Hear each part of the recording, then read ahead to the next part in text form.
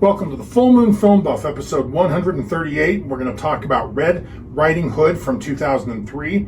I rented this from Scarecrow Video, and I had not seen this before. As always, we start with the prominent crew and cast. You can find links to a more complete credit list in the show notes. This film was directed by Giacomo Cimini, billed as James K. Cimini, with a screenplay by Andrew K. Benker and Ovidio Assanitis, billed as Oliver Hellman.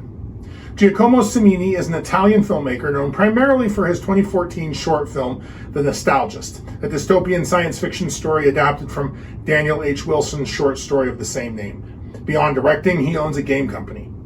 Ovidio Assanitis was an Italian-Egyptian producer, director, and screenwriter who contributed to the exploitation and horror film genres during the 70s and 80s. He built his career producing international co-productions, capitalizing on successful Hollywood trends. Notable works include the 1974 horror film Beyond the Door, which was notorious for its similarities to The Exorcist. Assanitis also produced Tentacles in 1977, a creature feature attempting to capitalize on the success of Jaws. Perhaps his most significant contribution to cinema came when he produced James Cameron's directorial debut, Piranha 2: The Spawning, in 1982. However, he famously usurped directorial duties during production, creating tension with the future Oscar-winning filmmaker. The cast includes Kathleen Archibald as Rose Mackenzie, Susanna Sada as Jennifer Mackenzie, billed here as Susan Sada, and Roberto David as Tom Hunter. This is the only acting credit I could find for both Kathleen Archibald and Susanna Sada. Roberto David is an American-born actor who studied abroad and got his start in Italian film and television. He is fluent in English, Italian, Hebrew, Russian, Spanish, and French. I don't recommend this film. It's a low-budget, conceptually ambitious take on the Red Riding Hood tale, and there is a lot here to discuss, but it's also overacted, disjointed, and shallow. It wasn't a fun watch. Much more fun to think about. So let's go over the synopsis. 12-year-old Jennifer, Jenny Mackenzie, lives alone in a Rome penthouse apartment with unlimited funds. Her father, a Supreme Court appointee, was murdered when she was young. Her mother is a neglectful drug addict, and her grandmother, Rose, is a busy actress. Jenny's only friend is George, who she perceives as a large, silent man in a wolf mask living in her attic. But he's actually her imaginary accomplice in vigilante killings. Jenny and George hunt down people she deems morally corrupt at night. When Rose arrives to take Jenny back to New York, Jenny resists. She drugs Rose, exploits her peanut allergy, and has George hobble her with a power drill. Jenny's tutor, Tom, on whom she has a very inappropriate crush, comes daily for lessons. After seeing Tom reunite with his girlfriend, a devastated Jenny plans revenge. Meanwhile, Rose throws a desperate plea for help out the window, which a partially blind beggar discovers. He blackmails Jenny, demanding escalating payments for his silence. While Jenny hunts the beggar with George, Tom breaks into the apartment, finds Rose, calls an ambulance, and discovers very disturbing evidence of Jenny's murders. When he tries to leave, Jenny, who has come back, attacks him with a baseball bat. After the ambulance arrives, Jenny claims that Tom is who needed the medical attention, and then attempts to kill Rose using her peanut allergy. A disguised Tom appears, pretending to be George, but Jenny sees through this, stabs him, and explains that the real George doesn't speak. Tom threatens her with her own knife as she finally begs for forgiveness. 6 months later, Jenny is in a psychiatric clinic, writing to her wheelchair-bound grandmother.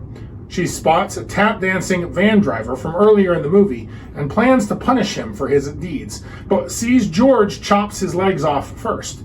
She follows bloody water to a bathtub containing the wolf mask, and when she submerges her head, her dead father appears, and they sing Que Sera Sera together. It's very odd. Now, this, unfortunately, is our second werewolf-free movie in a row. I'm relieved. Our next film definitely features a werewolf, but I understand why this ended up on my list. All promotional materials heavily feature that wolf mask. Jenny is obsessed with the wolf from Little Red Riding Hood, even though she has way more in common with Red herself. We've seen this fairy tale blended with werewolf lore much more effectively in The Company of Wolves, and we'll re-encounter it later in this project as well. And this film is indeed about an unexpected killer, but George, Jenny's imaginary friend, falls well short of the lycanthropic metaphor. One could argue he represents Jenny's psychological wolf side, but this interpretation feels forced. Jenny doesn't fear becoming the wolf or losing control. While she certainly struggles with psychological issues, lycanthropy simply isn't among them. Now, the first thing I want to talk about is the complementary outfits worn by Jenny and George that visually externalize their psychological connection. In traditional psychoanalytic terms, George is a manifestation of Jenny's repressed desires and traumatic responses, a shadowy second self that allows her to express violent impulses while maintaining an innocent facade.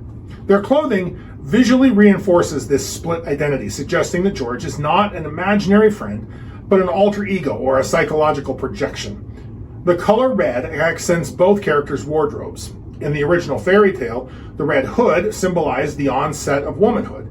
But here, red takes on a much more sinister meaning, representing blood and violence. The rubber material of the boots suggests an impermeability. Nothing gets in, nothing gets out, mirroring Jenny's psychological compartmentalization. Meanwhile, the woolen gloves offer a contradictory symbolism: warmth and comfort, juxtaposed with concealing identifying features, fingerprints, that might connect her to George's violent acts. In either case, they walk through blood and they deal death. Their hands and feet are literally red. Now, the film establishes that only Jenny ever sees George, creating a subjective reality audiences have to decipher as you watch the movie. This selective visibility hints at George's nature as a psychological construct rather than a supernatural entity. The shared clothing between Jenny and George is the clue to the audience, the hint that they are two different manifestations of the same disturbed psyche. When victims see George wearing the same distinctive items as Jenny, they're actually seeing Jenny herself, usually through the lens of her disassociated identity. This visual doubling creates ambiguity in the film's perspective. The audience is forced to navigate between Jenny's subjective experience, where George exists as a separate entity, and the objective reality, where Jenny herself commits the acts that she attributes to George. The shared wardrobe also speaks to the film's broader themes about identity formation in response to trauma.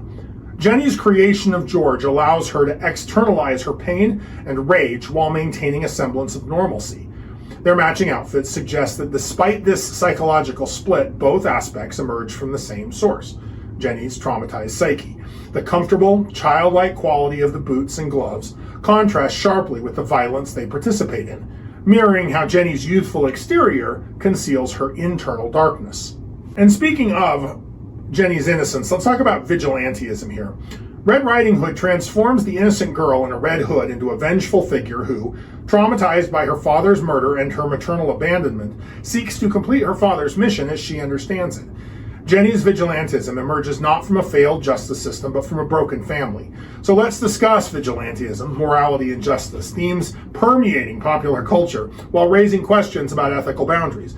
Jenny sees her late father as justice personified. Since he's dead, justice remains incomplete unless she enforces it herself. Her targets extend beyond lawbreakers to anyone that she deems morally corrupt, reflecting a dangerous aspect of vigilantism, the inevitable expansion of who deserves to be punished. Without checks and balances, Jenny literally becomes the judge, jury, and executioner, but her trauma determining guilt rather than evidence or due process. This portrayal contrasts with much more glamorized depictions of vigilantes, particularly superhero vigilantes. Batman operates outside the law, but he adheres to a strict moral code prohibiting killing. The Punisher emerges from personal tragedy like Jenny, but his targets are usually unambiguously criminals. He's not punishing cheaters, usually. These characters exist in moral universes where vigilantism appears justified by exceptional circumstances and is directed at clearly deserving targets. Red Riding Hood offers no such comfort. Jenny's vigilantism reflects psychological deterioration rather than moral clarity. The film suggests that those who take justice into their own hands risk becoming what they seek to punish, a theme that resonates with Alan Moore's Watchmen, where characters like Rorschach obscure the thin line between fighting injustice and perpetuating it. Also, consider the tap-dancing van driver who bookends the film. He begins by accidentally killing a thief, the very thief that Jenny intended to punish herself, and then he flees the scene. By the film's conclusion, Jenny, through George, punishes him for this act. What makes his action immoral when Jenny herself would have killed the man? She seems to judge him entirely on his intent. Ultimately, Red Riding Hood suggests that the relationship between vigilantism and justice is not straightforward or even stable. Vigilantism emerges when formal justice seems unattainable, but carries profound psychological, moral, and social costs. There is a fundamental tension between our desire for justice and our recognition that the system sometimes fails. In Jenny's fractured psyche and violent actions, we see our societal struggles with defining justice and determining if individuals are ever justified in taking justice into their own hands. So, if you like lycanthropes, like, share, and subscribe. Contribute your thoughts and additional observations in the comments below. Let me know what I missed or what you noticed. Next, I plan on discussing Van Helsing from 2004. So keep your eye on the moon, a silver bullet in the chamber, and we'll see you back here next episode.